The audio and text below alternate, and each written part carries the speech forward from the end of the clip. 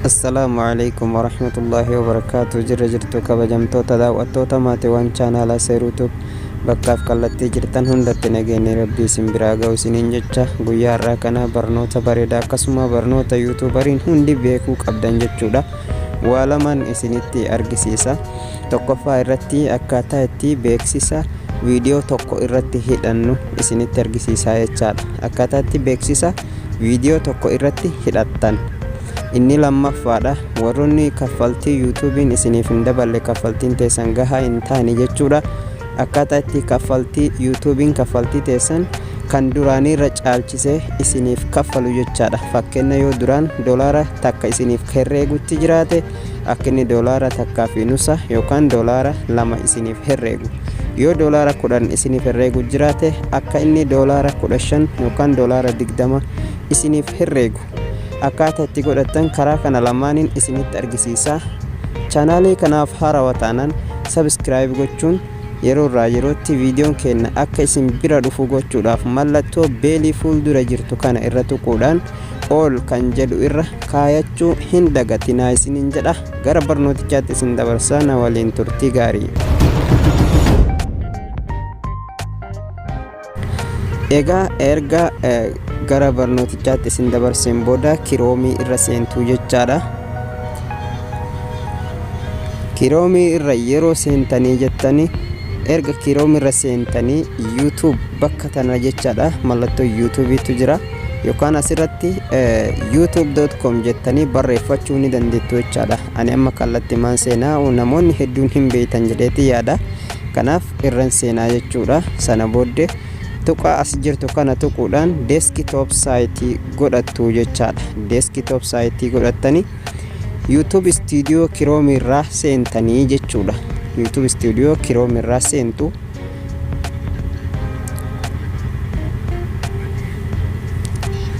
Sana booda profaayilii keessan irra tuqattanii YouTube Studio Chrome irraa seenuudhaaf jechaadha. Profaayilii keessan irra tuqxanii yeroo profaayilii irra keessan irra tuqxan asirratti YouTube Studio jedhee isinii baasaa. Isa kana irra qaqqabdanii sana booda asirratti isiniif baasaa jechuudha.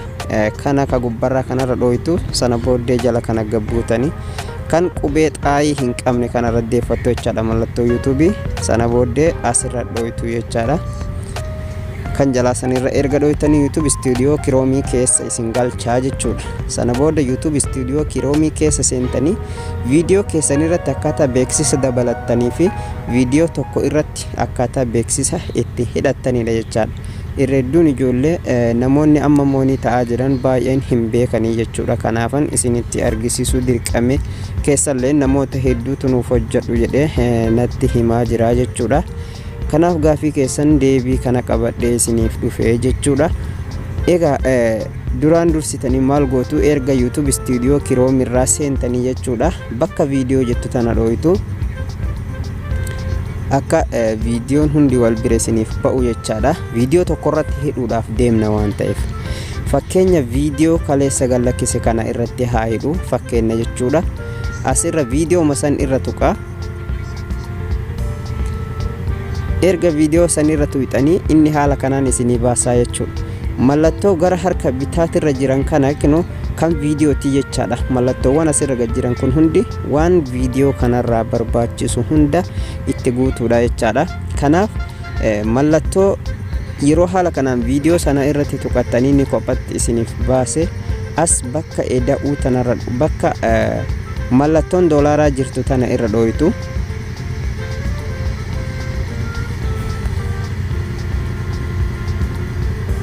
Erga mallattoo doolaaraa irra dhawattaniiti haala kanaan isiniif fida jechaadha. Isiniif garuu haala kanaan hin fidu isiniif jechaadha. Haala kanaan isiniif fida. Fakkeenyaan amma doolaara irraa cufee jira jechuudha. Haala kanaan daalacheessee isiniif fida. Yeroo isin mallattoo doolaaraa tanarratti dhooytan haala kanaan daalacheessee isiniif fida jechuudha. Sanduuqa as jirtu kana ni argitan jedheeti yaada. Sanduuqa ofii as jirtu tana irra tuqaa kanarra dhooytanii jechaadha. Erga tuqaa kanarra dhooytanii viidiyoon irratti dha'uu qabdan kan beeksisa irratti hidhuu qabdan sana tahuu qaba jechuudha. Kan beeksisa irratti hidhuu heddan sana tahuu qaba. Yoo laayiviin seentanillee yoo viidiyoo maxxansitanillee jechuudha. erga viidiyoo san irratti tuqattaniiti as isin geessaa mallattoo doolaara irratti tuqattu sana booddee haala kanaan isinii fida jechaadha. Yeroo inni haala kanaan isinii fide tuqaa gurraattii as jirtu kana irra tuqxu sana booddee onii fi off waan jedhu isinii fida. Asirratti kan jalaa kun offiidha cufaa jechuudha, kan gubbaa oniidha. Kanaafuu on kan jedhu ka gubbaarratti deebifnaa jechuudha. Erga on irratti deebifneeti dan bakka jettu tana irra dhooyna. Danii goonee jirraa jechuudha. Haala kanaan beeksisa erga irratti hiineeti maal goona isin amma haala kanaan isinii hin fidu yeroo beeksisa awwal irratti hidhatan jechuudha. Bakka tana yeroo isin on gootan barreeffama guddaa wahii bal'isee asirratti isinii fida. Barreeffama san jala gara gadiititti sanduuqa wahiitti raayitii godhii isin jedha. Sanduuqa sanitti raayitii ni goota. San booda submit bakka jettu asitti siif baasa.